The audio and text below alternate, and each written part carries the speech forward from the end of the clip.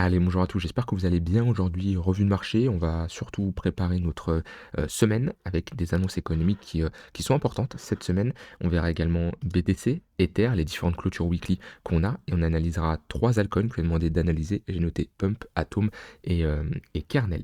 Alors, je commence ici par les annonces qui arrivent cette semaine. Ça va être très important de les surveiller pour une raison principale. Alors, on a le PMI manufacturier mercredi, ok, mais surtout on a le taux de chômage et le NFP qui sera comme chaque premier vendredi de chaque début de mois, qui vont être des datas vraiment importants à surveiller pour la simple et bonne raison que Powell a baissé les taux parce que on avait voilà, des chiffres qui étaient faibles là-dessus, qui n'étaient pas rassurants et c'est pour cette raison qu'il a baissé les taux parce que voilà, il y a plusieurs points qui sont à prendre en compte lorsque Powell baisse les taux, c'est l'inflation et globalement le NFP et le taux de chômage. Ok, on a une inflation qui augmente légèrement, mais on a une dégradation au niveau des créations d'emplois et du taux de chômage. Ce qui l'a encouragé à baisser les taux. Et il l'a dit, hein, c'est parce que de ce côté-là, il y a une dégradation.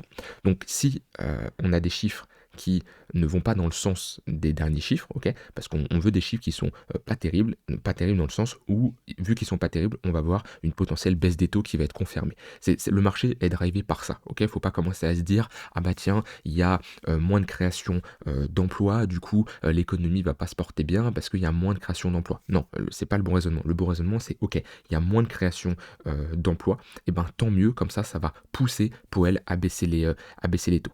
Et c'est ce qu'on veut hein, sur ces chiffres qui, comme je l'ai dit, tombent une fois par mois. Si on a ici des données qui nous montrent ok, il n'y a pas de création d'emplois, en tout cas très peu en dessous même des attentes, et ben de ce côté-là, pour relancer l'économie, pour stimuler l'économie, Powell sera obligé de baisser les taux. Si par contre on a des chiffres qui sont pas bons à l'inverse et qui ne rassurent pas la Fed et ce qui pousse la Fed tout simplement à ne pas spécialement baisser les taux, là ça sera mal interprété par le marché. Donc ça, on peut s'attendre à de la volatilité en fonction des chiffres qui vont sortir ce vendredi à 14h30.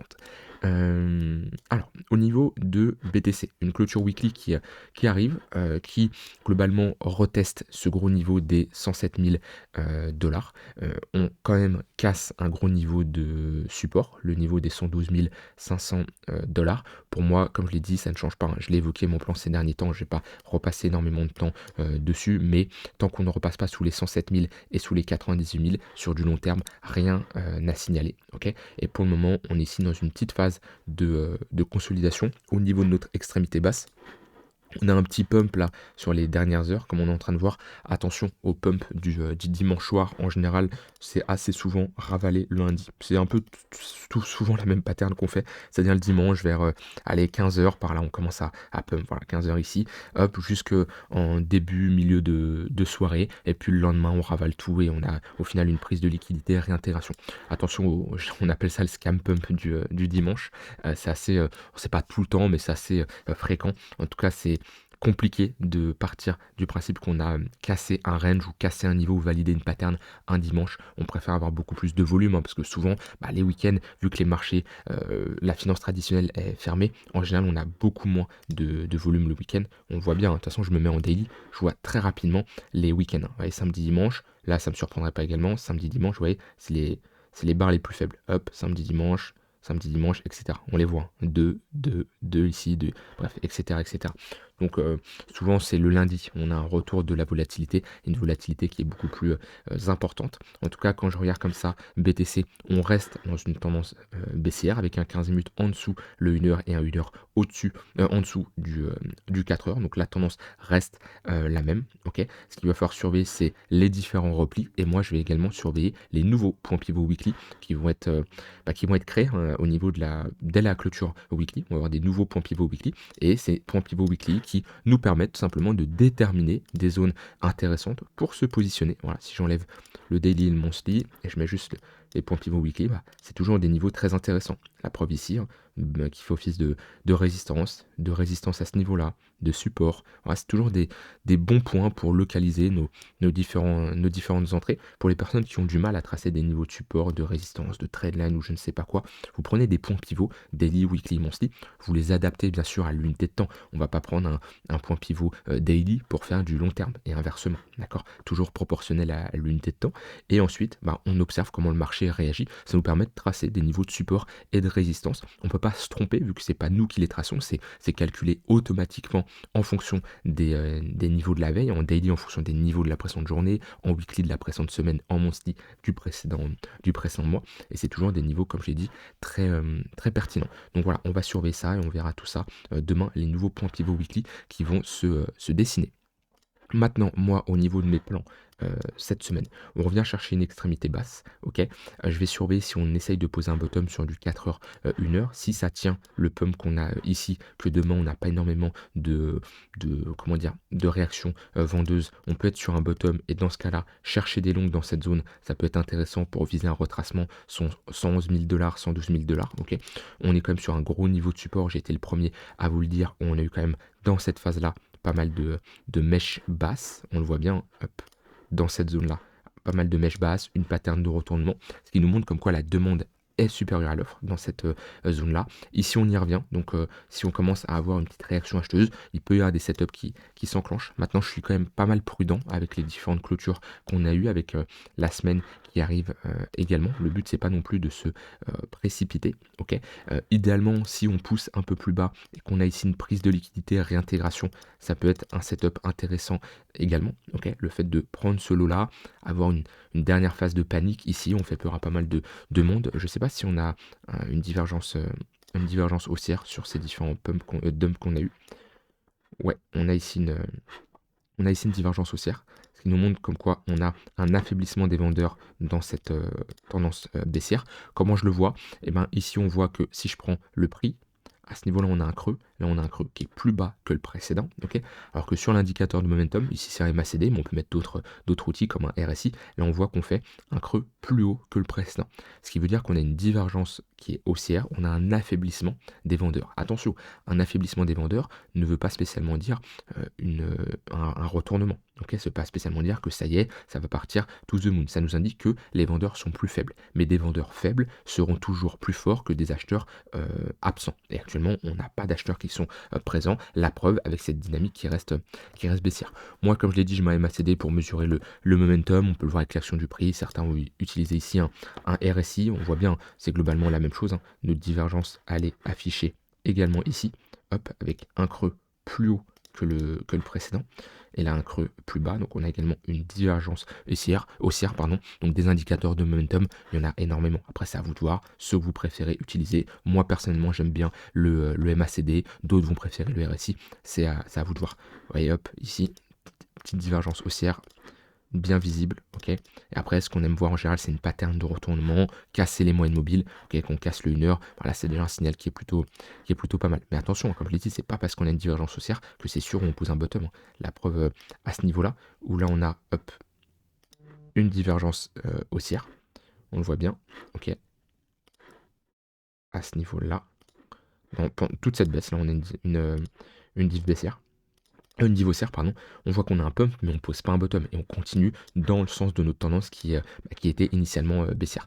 Donc, en tout cas, c'est un premier signal qui est tout de même intéressant, le fait d'avoir une divergence haussière, mais comme je dis, c'est trop tôt pour parler de bottom. Idéalement, on veut une structure de retournement et repasser au-dessus des moyennes mobiles, mais idéalement pas un move sur le week-end pour être beaucoup plus serein et avoir plus de chances qu'on soit sur une vraie cassure. Donc voilà, globalement, moi de mon côté, ce que je surveille ici, plutôt dans une zone où je vais chercher des achats, je veux surtout pas avoir de l'acceptation en dessous de ce niveau-là, sinon là, ça serait une vraie cassure de cette phase de latéralisation et ça serait vraiment pas bon pour la suite, mais Tant qu'on, reste au-dessus de ce niveau-là, prise de liquidité, réaction acheteuse, il peut y avoir quelque chose qui se prend, mais je reste quand même tout de même méfiant parce qu'on est quand même passé sous un gros niveau de résistance. Donc voilà, des fois, quand il y a des phases comme ça où le marché peut être beaucoup plus compliqué à trader, c'est un fait, hein, c'est clairement un fait. Il y a des moments où c'est, beaucoup plus simple, hein. Je me rappelle, je vous le disais ici, hein, dans toute cette phase, je vous le disais, bah là, faut en profiter. C'est comme ça, le marché nous donne des opportunités qui sont beaucoup plus simples à lire, beaucoup plus simples à trader, faut en profiter. Quand le marché est mou, quand le marché est beaucoup plus compliqué à analyser avec moins de mouvement, moins de momentum, bah là, des fois, on peut faire autre chose. Voilà, on n'est pas obligé d'être toujours devant les écrans. Il peut y avoir d'autres styles déjà de trading qui peuvent s'enclencher, mais on peut faire autre chose, hein. On peut se renseigner sur des airdrops, sur l'analyse fondamentale de certaines cryptos, on peut revoir notre stratégie, il y a plein de choses à faire, on peut se former, etc., etc. Mais c'est toujours plus agréable de trader ce genre de momentum. Et voilà, vous n'êtes pas obligé d'avoir un paiement daily, hein, c'est-à-dire une rémunération daily, hein. Si vous faites une très bonne performance sur 2 3 mois et que le mois suivant, bah, vous faites pas grand-chose, voire rien du tout, et ben ça doit clairement compenser. Ok, le but c'est pas d'avoir un salaire mensuel, hein, c'est un taf qui est complètement différent de si vous avez un CDI ou quoi que ce soit. Et c'est là le plus important, c'est quand il y a de la perf à faire, on la fait. Et quand il y en a à faire, mais elle est beaucoup plus compliquée à faire, et ben là on se retire.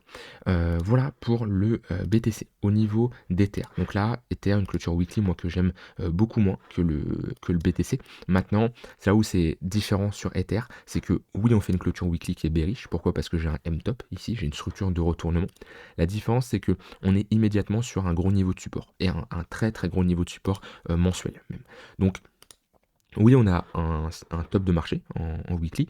Le problème, c'est que on revient chercher un gros niveau de support. Donc pour moi, ma polarité, hein, mon invalidation, je la descends plus bas, elle est plus bas que cette structure de top, et je vais surtout prendre en compte ce niveau de support. Et je vous l'ai dit, si on commence à s'installer sous les 3900 sur Ether, 3008, 3009 en weekly, je sortirai parce que bah, ça serait un signal qui serait vraiment, vraiment pas terrible. Pour le moment, on est sur un niveau de support. Pour le moment, comme je l'ai dit, on cherche plutôt des longues sur ce niveau de support, même si on est dans une tendance baissière, plutôt des longues moyen terme, hein. Quand je dis ça, le but c'est de se positionner ici sur une petite capitulation qu'on peut avoir auprès de pas mal de personnes. On voit que ça panique pas mal, on est sur un moins 20%, ça peut redevenir intéressant à partir d'un moins 20% de se positionner sur Ether. On voit également qu'on a un affaiblissement du momentum, ça je le vois ici au niveau du prix, ok. L'action du prix, on voit bien que ce mouvement baissier est beaucoup plus violent et beaucoup plus puissant que ce mouvement baissier là. Donc ici, divergence haussière, ce qui nous montre pareil un affaiblissement du momentum au niveau des vendeurs, comme je vous l'ai expliqué sur le BTC. Maintenant, ici, pareil, si je mets des moyennes mobiles, on voit qu'on a une très faible volatilité sur Ether, ça ne me surprend pas, c'est le samedi dimanche, ouais, la volatilité du samedi dimanche, ça va sûrement revenir demain. Ici on a eu une prise du lot, ok, prise de liquidité sur cette bougie H4, on voit bien on est revenu chercher plutôt bas, réaction acheteuse, ça ne me surprendrait pas de faire la même chose de l'autre côté, à voir ensuite si on a une réintégration ou une poursuite, mais souvent quand on prend les lots d'un côté, c'est pour prendre les highs de l'autre côté. Alors voilà, c'est exactement ce qu'on fait là, on vient chercher les highs sur cette mèche là pour ensuite aller chercher le low ici. C'est assez classique sur un range comme ça, surtout le week-end, d'avoir une chasse à la liquidité, et souvent le lundi, bah, c'est là où on prend une vraie direction. Ether, pareil, je vais surveiller les différents points pivot weekly qui vont à nouveau se créer. On voit que cette semaine, vu qu'on a immédiatement baissé le dimanche et on a fortement chuté, et ben on n'a pas eu des points pivot weekly intéressants comparé aux dernières semaines où au niveau des points pivot weekly on avait des choses intéressantes, hein. On voit que ce magnifique point pivot weekly qui a fait office de résistance. Voilà, après c'est pas systématique. Voilà, là on mèche pile poil dessus. Certains ne servent à rien. C'est toujours des niveaux de localisation. C'est comme quand vous tracez un support, bah, des fois on reviendra jamais le chercher. C'est tout à fait possible. Mais le but c'est que ça vous guide, ça vous donne des points de repère qui vous permettent de quadriller votre charte et de savoir comment vous positionnez. Enfin, pas comment vous positionnez, mais où vous positionnez. Donc moi, sur Ether, mes plans sur cette semaine, pareil, on est dans une bonne zone. Si j'ai une petite réaction acheteuse, je pourrais également me positionner. Maintenant, si on réintègre, j'ai des niveaux beaucoup plus bas qui m'intéressent, notamment les 2009-3000 $, où là, je rentrerai en position. Donc, une bonne zone de localisation, si on y vient de mon côté sur du long terme, je rentre en position. Ici, ça peut être intéressant, mais avec un faible risque. Pourquoi? Parce qu'on reste toujours sur des niveaux plutôt hauts, selon moi, même si on peut clairement poser un bottom, et on est sur un niveau de support. Clairement, le marché a plus de chances de réagir à la hausse ici, vu qu'on est sur un niveau de support. Mais ouais, sur du long terme, je préfère avoir un retracement plus important pour me repositionner, sachant que j'ai déjà une bonne exposition quand même sur Ether. Après, sur du moyen terme, il faudrait avoir une petite pattern de retournement, break le tunnel 15 minutes ou même le tunnel 1 heure pour être beaucoup plus serein et avoir un vrai bottom qui se pose parce que là, on reste tout de même dans un flux baissier. Voilà de ce côté-là, BTC, Ether. Au niveau des altcoins que j'ai demandé d'analyser, j'ai Pump. Hop là. Je pense pas que j'aurai toute la charte ici. Qcoin peut-être. Ouais, parfait. Alors, on en est où sur Pump? Pareil, c'est une crypto qui m'a été beaucoup demandée au niveau de l'analyse. Ça ne me surprend pas quand on a comme ça une crypto qui pump fortement. On voit au niveau de la performance, voilà, en 3 semaines, on fait un x3. Très rapidement, on corrige et on prend un moins 45%. Et ben, tous ceux qui voulaient des analyses euh, à ce niveau-là, c'est tous ceux en général qui sont rentrés en haut et qui se sont retrouvés la tête sous l'eau. C'est assez classique, hein, mais sur une charte comme ça, qui a autant pump, je pense pas que j'ai plus d'historique, hein. J'ai pris Coin, mais peut-être je vais voir sur Mexé. Ouais, c'est à peu près pareil. Tous ceux qui rentrent sur des niveaux hauts, vous n'êtes pas sur des entrées, comme j'appelle des entrées professionnelles. Un investisseur, son but, c'est pas de se positionner sur une charte qui est autant verticale. Bon, déjà, moi, j'ai une règle, je me positionne pas sur une charte qui n'a pas plus de 2 ans d'historique. Sauf cas particulier, c'est déjà arrivé, mais c'est assez rare. De manière générale, je garde cette règle et je l'applique parce que j'ai besoin d'avoir un plus gros développement du prix pour déterminer des zones intéressantes. Là, avec le peu que j'ai, la seule zone qui pourrait m'intéresser, déjà je vais me mettre en daily, mais la seule zone intéressante, c'est si on revient chercher cette zone-là. Vous voyez, c'est la seule zone où je me dis si je dois me positionner, là déjà, j'ai une entrée qui est un peu plus professionnelle que tous ceux qui sont rentrés en haut. Pourquoi? Parce que ligne de coup de cette pattern de retournement, zone de rechargement long terme entre les 0,118 et les 0,786. Voilà, on serait sur un retracement ici d'à peu près moins 50%. Ça redeviendrait intéressant, mais j'attendrai quand même une petite pattern ou une mini réaction pour avoir une vraie confirmation. La ligne de coup, c'est toujours un niveau qui doit absolument être défendu parce que si on la réintègre, si on repasse en dessous de ce niveau-là, en général, on a de grandes chances de retourner chercher l'extrémité opposée. Donc voilà, c'est le seul signal que je surveillerai sur Pump de mon côté, surtout qu'on est repassé en dessous des moyennes mobiles. On a bien 15 minutes sous le 1 heure, à 1 heure sous le 4 heures. Pas de signe de bottom. Pour le moment, tous les ranges précédés par une dynamique baissière classique ont plus de chances de casser par le bas. On a, oui, je le vois ici, un affaiblissement au niveau des vendeurs. On voit avec ces différentes divergences haussières qu'on a. Maintenant, pas de structure de retournement pour le moment et dans tous les cas, je trouve la zone n'est pas la plus intéressante là où on se trouve. Ensuite, j'ai une analyse qui m'a été demandée sur Atom. Bon, Atom, ça fait pas grand-chose, hein. Honnêtement, depuis un long moment, j'en ai toujours de mon côté en staking qui me permet de faire des petits rendements passifs, mais ça reste une faible exposition de mon capital comparé à un moment où j'en avais pas mal. Ça a quand même payé parce que j'ai eu de très très bons airdrops avec de belles sommes. Mais ouais, j'étais fortement sorti sur Atom quand on est passé en dessous de ce niveau-là. J'avais un signal que je n'aimais absolument pas voir, le fait d'avoir une cassure de ce sommet-là, ok, et directement repasser en dessous de ce sommet-là. J'avais compris que là c'était un piège. Et or je m'attendais pas à retourner peut-être pas si bas, mais au moins de revisiter le bad range et potentiellement avoir une prise du lot comme on a eu ici. Maintenant sur Atom, il se passe rien depuis clairement un an. On est dans une phase à ce niveau-là de latéralisation. Phase de consolidation ici, bloqué entre deux bornes, il n'y a pas grand chose à faire, on est toujours des moyennes mobiles orientés à la baisse, on le voit bien avec le tunnel daily ici qui est clairement orienté à la baisse. Bon, moi honnêtement, là, franchement, la meilleure chose à faire, c'est de patienter, d'avoir une résolution à la hausse ou à la baisse. Idéalement, pour quelqu'un qui veut se positionner en tant qu'acheteur, bah, j'attendrai un break de ce range-là, pullback pour me positionner au niveau de la ligne de coup, valider ce bottom, et là on aura de grandes chances de retester ce sommet-là. Maintenant, si on perd ce creux et qu'on a un signal bien baissier, ce qui serait la cassure de ce niveau-là, bah, on aurait de grandes chances de revenir chercher beaucoup plus bas, hein, 2,5 $. Ensuite, ça serait globalement les différents objectifs, hein. Allez, retester ce creux-là. J'ai dit 2,5, c'est même 2,3. Donc voilà, de toute façon sur Atom, pas de signal d'achat tant qu'on ne valide pas cette pattern de retournement, cette structure en W. Et ensuite, on m'a demandé une analyse de kernel. Pas assez d'historique, un peu la même chose que sur Pump. En plus, c'est pas la chart la plus intéressante à analyser, je trouve. bottom ici qui a été validé, structure en W, pump, et puis là on est dans un range tout simplement. Pour mesurer juste l'ampleur, l'extrémité basse à l'extrémité haute, on a fait à peu près un x3. On est sur un gros niveau de support qui peut s'acheter ici. Après, c'est un niveau qui a été testé pas mal de fois, ok. Mais globalement, tant qu'il tient, on va partir du principe qu'il a plus de chances de tenir. Idéalement, je préfère quand on a une prise de liquidité, réintégration. Comme ça, on a pris les lots, on n'a pas eu de long squeeze qui nous montre comme quoi on a des acheteurs qui se sont manifestés, qui sont bien présents et qui maintiennent le prix. Mais globalement, là, on voit qu'on a un range précédé par une dynamique haussière, plus de chances de casser ce range par le haut. On est sur une extrémité basse, une bonne zone pour chercher des longues. Là, je parle surtout d'un point de vue trading, hein, d'un point de vue investissement.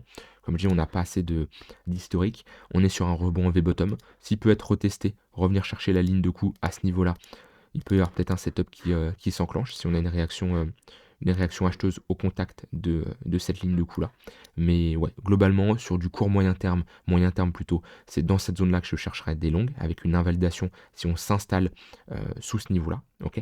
Et sur du long terme, j'attendrai un pullback dans cette zone-là. Quitte à ne pas l'avoir, hein, mais j'aime toujours avoir des entrées précises. Et là, ce serait une bonne entrée. Mais pour le moment, on l'a pas. Est-ce on va l'avoir? Je ne sais pas. Mon but, c'est pas de prédire ça, mais c'est si on l'a, oui, ça serait une bonne zone pour se positionner. Puis après, si on doit faire un nouveau sommet, on prend le sommet, on prend le point le plus bas, on met des extensions de Fibo, et on aurait comme objectif entre les 1,118 et les 100% d'extension.